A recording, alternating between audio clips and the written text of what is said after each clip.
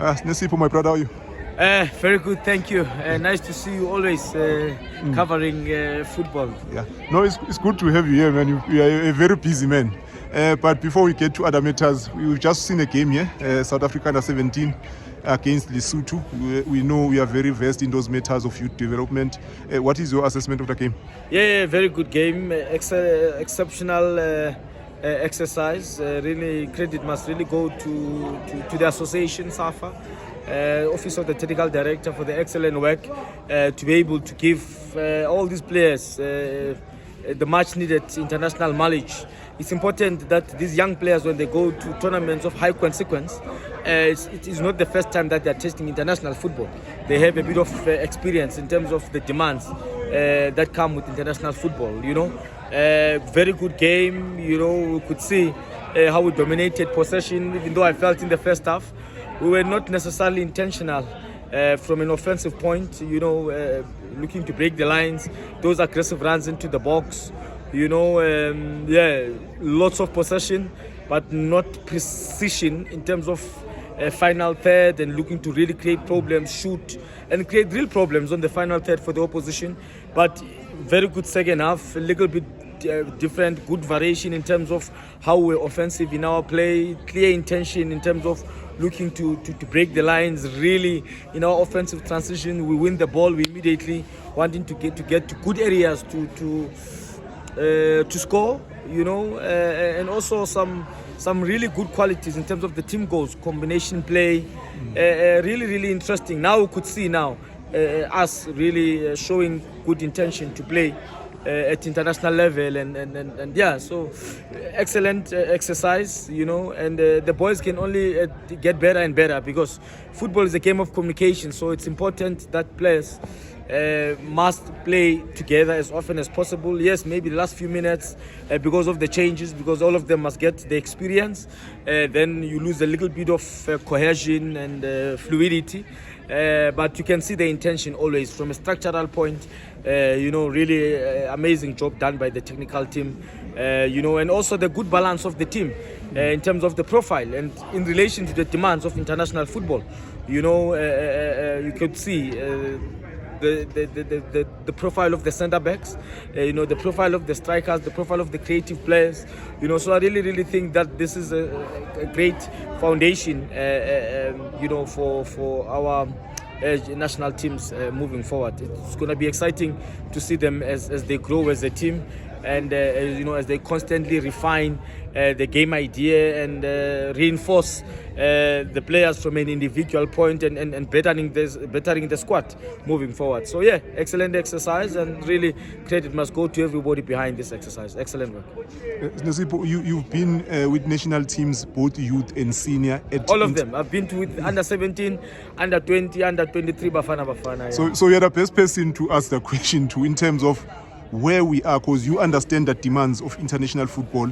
And having seen this group that have been together for a while, they went to Morocco, they went to Colombia, and now they are preparing for the Six Nations TDS. How far are we to being a team that can be competitive at the international stage?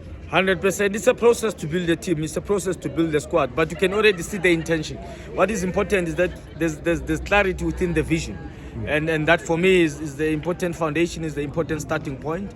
There's clarity in terms of how the team wants to play, possession orientated,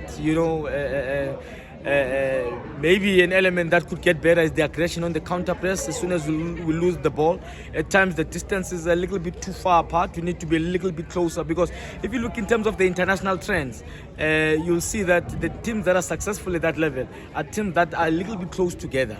Average distance of 30 to 35 meters apart from each other. So those are small elements, but those elements come from strong cohesion, communication, and verbally, non-verbally, the team understanding each other, which takes time, which means they need to play more often together to be able to accelerate that strong cohesion from a tactical point, etc. But lots of potential in this team. Some really exceptional, exciting, creative offensive players, and defensively also very impressed with the number 5, for an example. I really think from a physical point, has got a very good profile for international football. And when you assess the squad, you can already see also that physically we are competitive for international stage, because I was with under 20 Eswatini a few years ago, and we lost out on qualifying for AFCON on a set piece.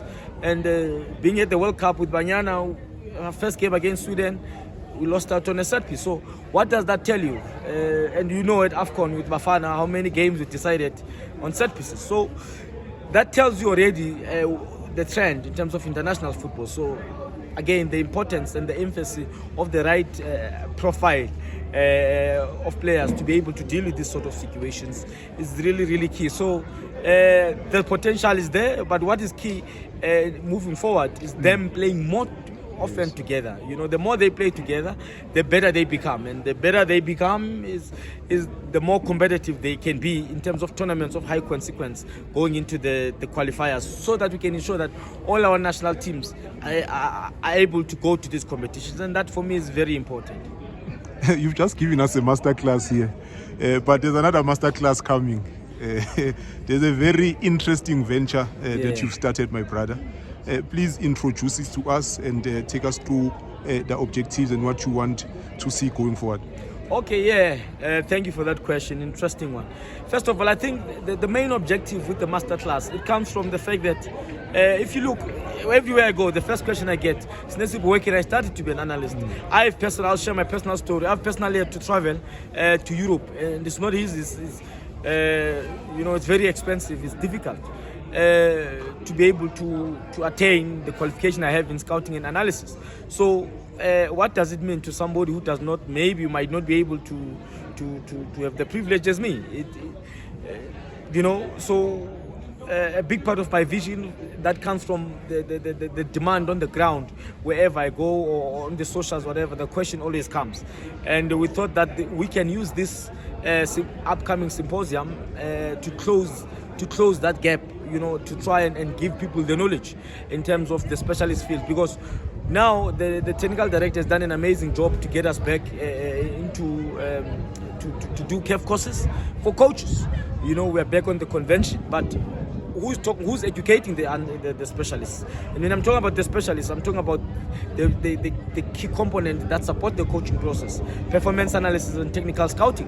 So there's no clear educational pathway in Africa to address the specialist area. So this is where our vision comes from a starting point, to say we need to close this gap, because for us to be competitive at a global stage, and for us to again be able to produce players for the high level in terms of Europe, and I've spent 3 months with the best club, so I've got a clear understanding in terms of what it takes to produce players for that level. And the only way is for us not only to focus on the coaching job, but also to focus on the supporting specialists within the coaching field. And that for me is key, and that is the vision that we have. And the second one is to say a talent like Sinesipho that might not be a talented footballer inside the pitch, but who grew up in a village like Engwalane in King Williamstown. How do you then stimulate another person like myself in the villages to ensure that their talent comes out, even though they are not necessarily talented in terms of playing football on the pitch, And the only way is people from anywhere, not only in the rurals of the Eastern Cape, in the rurals of Limpopo, in the rurals of Tuba and KZN, you name it, Kakamas in Northern Cape, wherever. They can look at my story and Tembela Maliwa's story as rural Charles that came from I come from a rugby background. There was never football in my village, and when I grew up, but I had my dream, I had my talent, and I was helped with the fact that I grew up in Pretoria. But if I didn't have a privilege to grow up in Pretoria, perhaps I'll be working somewhere in the Eastern Cape, working for SPA. I never got a privilege to even represent my national team at all levels. So it is to say, Inspire Beyond, hashtag Inspire Beyond, is informed by that vision, to say we want to stimulate the next one coming from every part of South Africa, to realize that you don't have to be in Johannesburg to realize your dream. Oh, yes. Of anything. And also in football, there's a whole lot of other elements that are fundamental for to empower the coaching process in football. It's not just coaching. So that is what we want to do. We want to stimulate that, inspire people, so that they can tap into the specialist field. And I believe through us empowering the specialization areas within football, that is the only way we can be able to close the technical gap that there is between us and the rest of the world. The symposium is coming up. In the past few weeks, every morning I was shocked. Rulan is coming. Sinesipho is coming. And I was looking at that lineup and saying, hey, I know no coach who's serious and passionate about coaching and developing themselves can miss this. When is the symposium? How is the lineup looking like, and what can people expect? Yeah, so the symposium is taking place at the Nelson Mandela University in Gqeberha from the 5th to the 6th of October. The participation fee is only 3,000 Rand, and it's for 2 days. So the first day is focused on performance analysis, which is going to be moderated or facilitated by myself. On that day, we've got special speakers. Coach Mushine Tugral, you know, he's coached in 3 continents, has won over 11. He needs no introduction. He's one of the most successful foreign coaches. Yes. So he's going to be presenting, because you'll remember that he's worked closely with the Turkish national team. So he's going to, and he watched the Euros close. So he's going to be sharing with us in terms of what are the trends, in terms of the Euros, and what are the lessons from Africa, because he's somebody who has worked in different countries in Africa and understand our landscape a little bit better, to say what are the trends in terms of the highest level of football and what can we learn and adopt as from a South African or an African context. The second one is also Coach Sinesipho Dludlu, another exciting one. And Coach Sinesipho Dludlu has been at the World Cup with Banyana last year, has taken under 17 to the World Cup for the very first time as well, and she just obtained her high performance qualification in the USA. So she's going to be sharing in terms of, one, how to introduce a high performance environment in football, and second one is to how to integrate the performance analysis into the coaching process, and the last one for that day, you're going to be Sean Bishop. Again, he's no introduction. He worked for Sundowns for 12 years. He's now in Saudi Arabia, and he's going to be sharing some interesting case studies and real lessons in terms of what opposition analysis entails. And also myself, I'll also be sharing a lot of case studies based on my experience, having covered 3 AFCONs, having covered the World Cup, having covered countless COSAFAs, and so that is what day one is about. But if you think that day one is exciting, wait for day 2, because day 2 we've got Tera Mariwa as a facilitator or moderator, and then with Tera Mariwa we've got Coach Sulani Mukwena, who's going to be talking about what are the key trends in terms of the international scouting demands. Coach Sulani has been to the Club World Cup, has one of the most successful coaches we have, is again going to his 2nd Club World Cup. So he really is somebody who works at that level, and his experience will really help a lot in terms of just sharing with all the delegates who are going to be in attendance in terms of what are the trends in terms of scouting, and also sharing what are the KPIs from a coaching perspective that inform the scouting process. And after that we're going to also have Nene Reis. Nene Reis works in Romania, but Nene Reis is one of the best scouts in the world. He's won the 2004 UEFA Champions League with Porto, and was after Porto he went to Leicester and won the league in 2016, the Premier League. So he's one of the most successful scouts from a winning point, and he's going to be also sharing in terms of what is the difference between potential and talent. That one is important. That is very, very important, because we can all see a good player, but it's always about, do you really understand what is the right player that is needed in the context of the environment that you work in. But he's going to be unpacking that. And then the last speaker, we're also going to have Michael Hasselmann. Michael Hasselmann is a match analyst and scout for the German Federation. He was just a few weeks ago presenting after Jürgen Klopp at the German Federation in the conference that they had. Michael was also,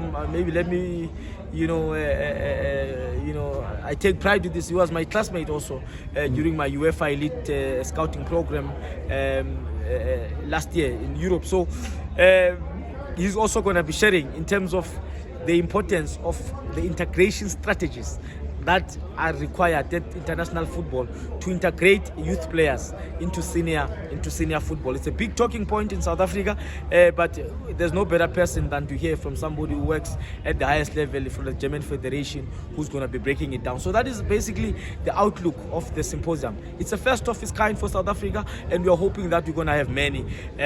We are still hoping that also we're going to have more sponsors coming on board to support this initiative, because as you can imagine, to run an initiative like this, 3,000 is almost nothing. If you look at it in reality, you never pay anything less than 10,000 for symposium of this quality and level in Europe. But we understand the landscape.